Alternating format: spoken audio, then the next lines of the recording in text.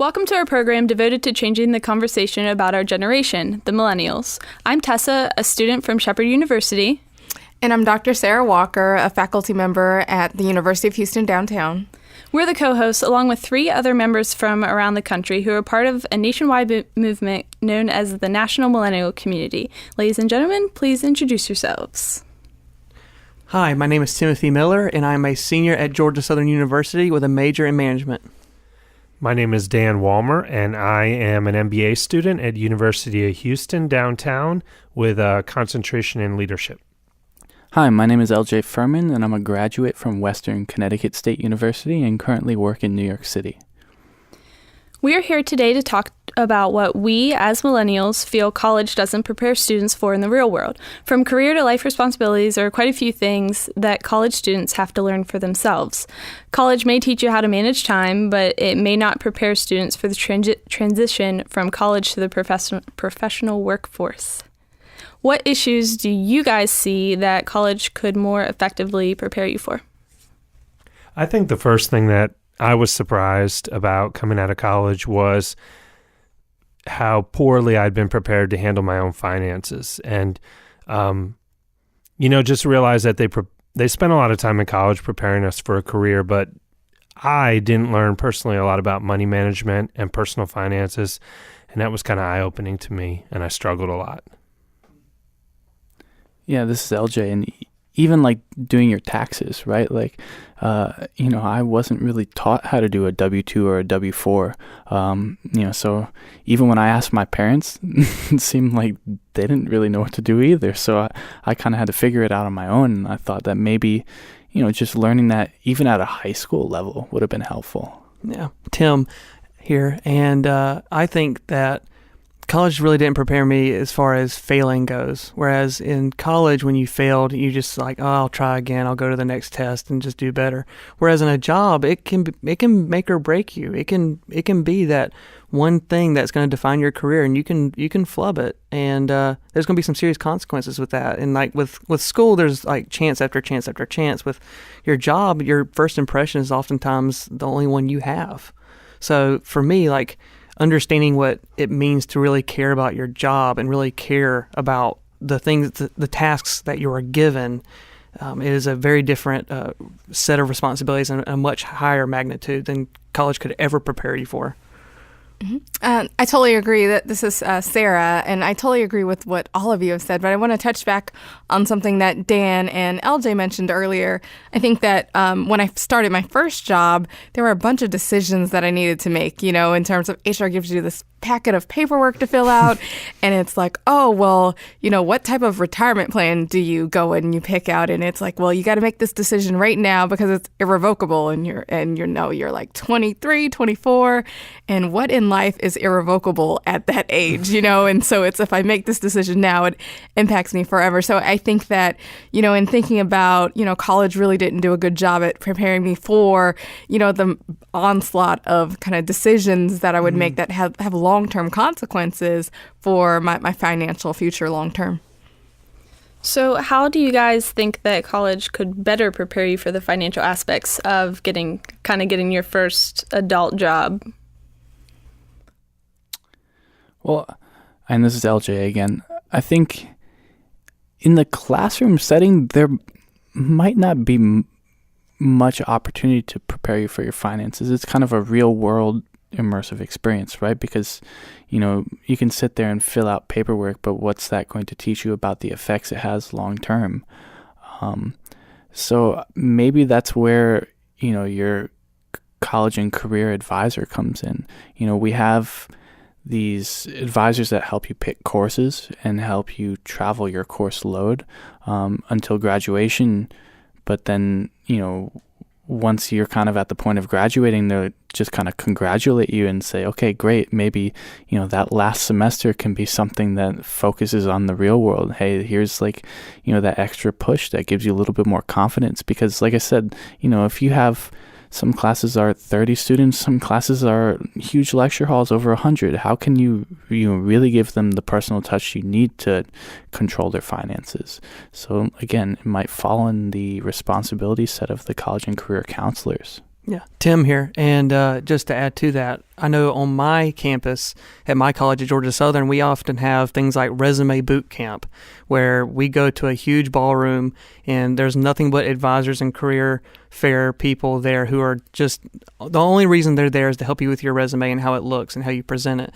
And I feel like that can be easily translatable into personal finance. I believe that there's a great opportunity just as a care package type thing for students is to help them learn about personal financing, about money management, about time management, even more so.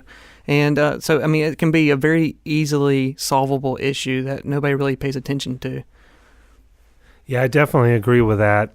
This is Dan, and I can remember taking a senior capstone project, and whatever major you were in, the idea of this class, and it was a shorter class, was to prepare you how to get a job in that field, how to complete a resume.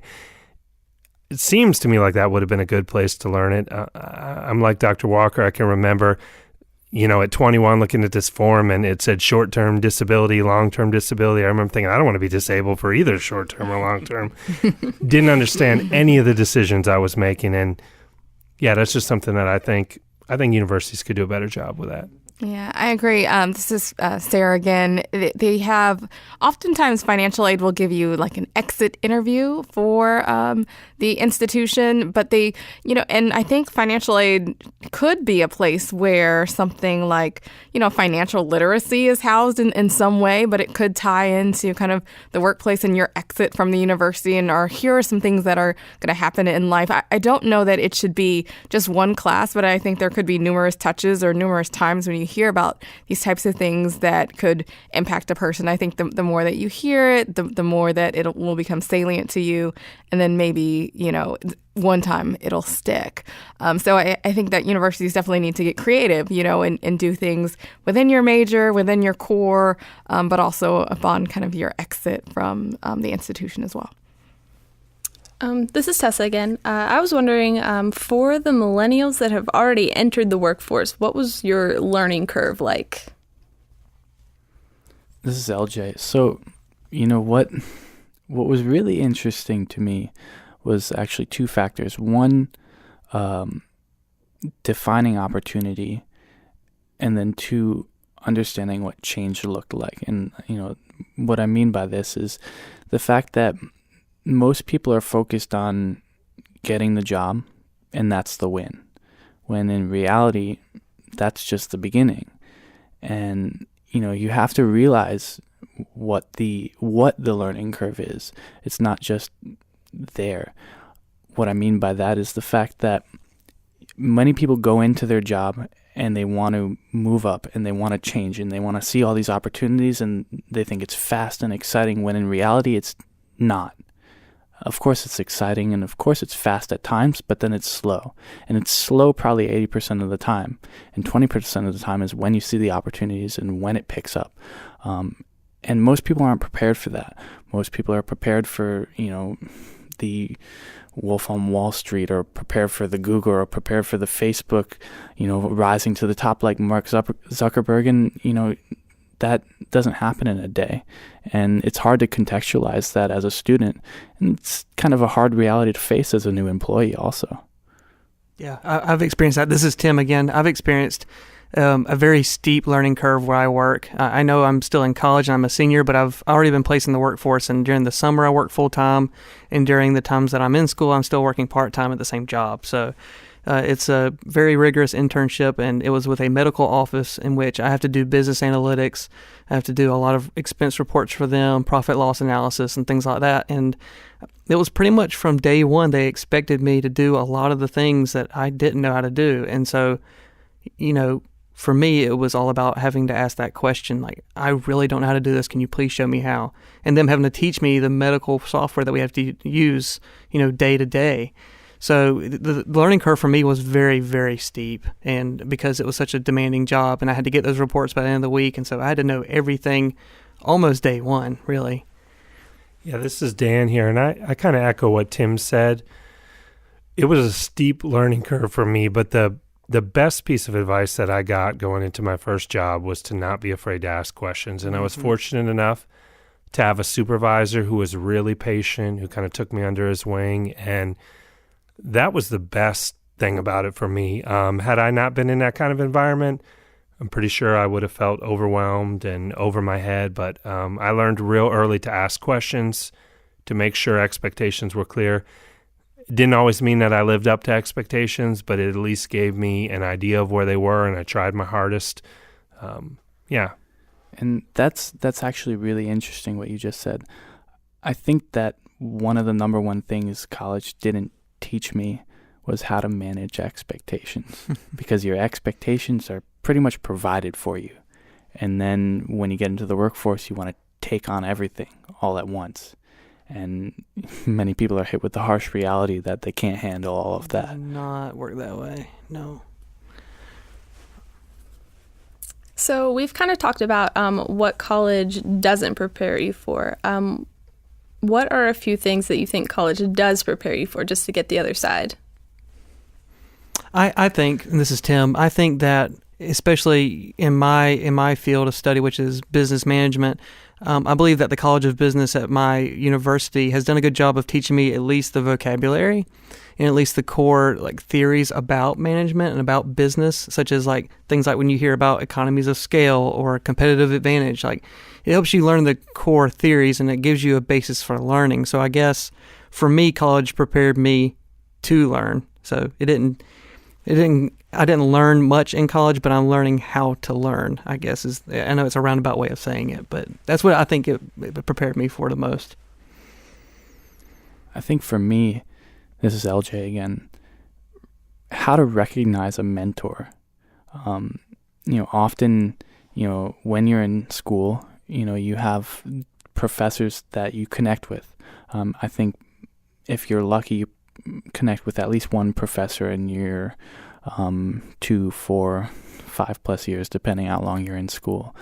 And, when you step into the workforce, you're dealing with colleagues and you're dealing with managers, you're dealing with supervisors, and you have to think of it like, out of this group that I'm dealing with, who do I connect with and who can be a mentor? And recognizing that it's a personality, not a position, meaning your manager is not always your mentor. Sometimes it's a colleague. It could even be someone, if you're in a manager level, who's, working under you, in a reverse mentor. Knowing how to see that opportunity, I think, was one thing that I took away from my schooling. This is Sarah again. One of the things that college taught me was really how to collaborate and work with other people. In primary and secondary education, you do most things individually. You don't have to work with other people. But once you get out into the real world, you quickly realize that, no one does anything by themselves. So you need to depend on other people. And so I really learned how to collaborate with people who were both similar and different to myself, and who had different work styles and work ethics. And that's really been very helpful in the workplace in terms of, learning how to work effectively with people who have different strengths, different weaknesses, different kind of personalities, and different ways of doing things than myself. This is Dan here, and I would like to echo what Sarah said there. I think that was the best thing that college did for me, was prepare me for collaboration, for working with people. But the thing that most surprised me about it is it wasn't something that I learned in the classroom. It was something I learned in not informal education times at school. It was things I learned through volunteering. It was things I learned through helping with student-led projects. It was that time outside the classroom that really taught me that. Going to a liberal arts college, I felt like I knew a little bit of everything, but not any depth in any one area as much. But I realized when I came out of it that the benefit to that liberal arts education was how well-rounded it made me and how diverse it made me. Yeah, and I'm also thinking about, as we're speaking, this is LJ again, another thing that college actually didn't prepare me for was the fact how to meet people who don't necessarily either one want to meet you or two know they want to meet you. Because when you're in a networking situation in school, most people are there for the reason to meet the students or to meet each other.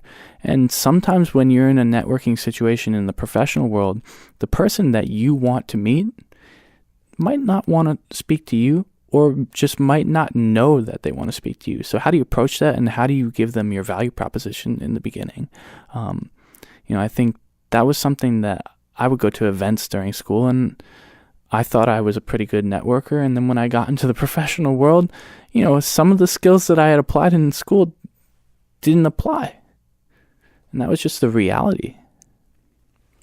This is Tessa. I think that kind of sort of plays back with what you were saying about expectations and how that we need to kind of figure out how to deal with not being able to meet expectations as well as exceeding expectations when possible.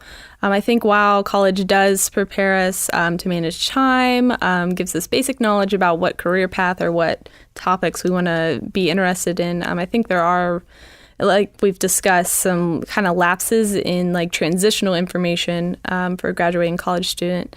I personally think that this can be met, especially the financial, by meeting with program directors or our financial aid people and just talking to people and seeking out information for yourself. I don't think anyone should ever be afraid to ask questions or stop learning. I'd like to thank my co-host, Tessa, and our guests, LJ, Dan, and Tim. We'd also like to thank our listeners. We are truly seeking to change the conversation that revolves around the millennial generation, and your support and feedback will only help us grow and prosper as our generation evolves. If you'd like to learn more about who we are and what we do, please visit nationalmillennialcommunity.com. We'd love to continue the conversation with you.